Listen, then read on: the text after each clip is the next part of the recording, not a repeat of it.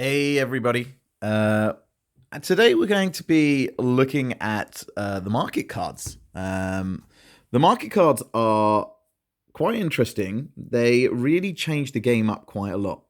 And in the market, you obviously have a significant number of cards that can rotate round depending on whether they actually flush them out the market or they get used. So having a nice versatile amount of market cards that can do stuff during the game is obviously very important and brings a lot of like diversity to the way in which the game rolls out whenever it's played.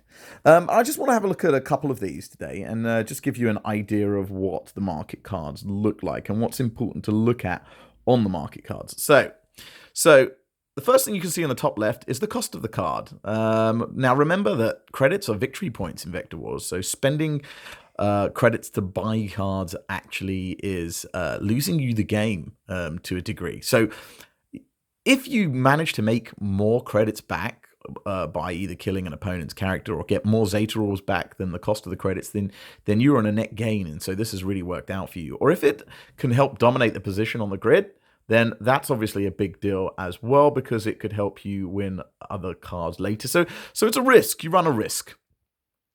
The next thing to look at is obviously the name, Cybernetic Implant. Very cool. You can see the picture matches up nicely with that. Looks like a little mechanical eye. And the word free action being a very important word here, meaning that when you buy this card, you can use it the turn you buy it. Because buying a card is an action in Vector Wars. So being able to insta-play cards is very important when you have a problem there and then. So let's have a look what this card does. It says one character gains a shield. This character also gains a +1 augmentation. So for 2 credits, you're getting +1 to all sides of your character, and you're getting effectively an extra life. So that seems pretty powerful and would be useful in many situations. It's quite versatile.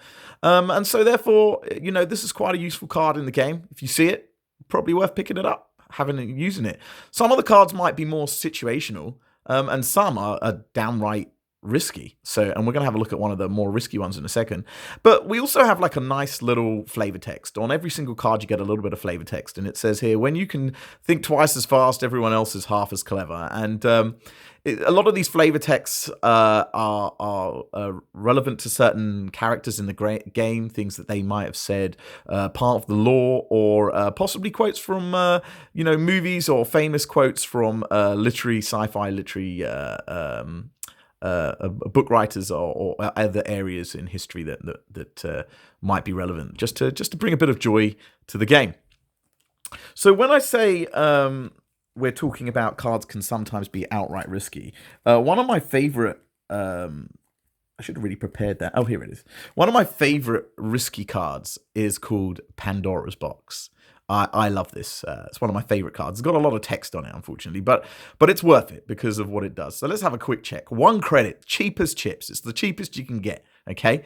And it says roll a die. 1 or 2, apply a -1 augmentation downgrade to all your characters and gain 1 action. So you get your action back for buying this card. This is a free action, so you're going to get your action back. But it's going to like ruin all your own characters, so that's not great.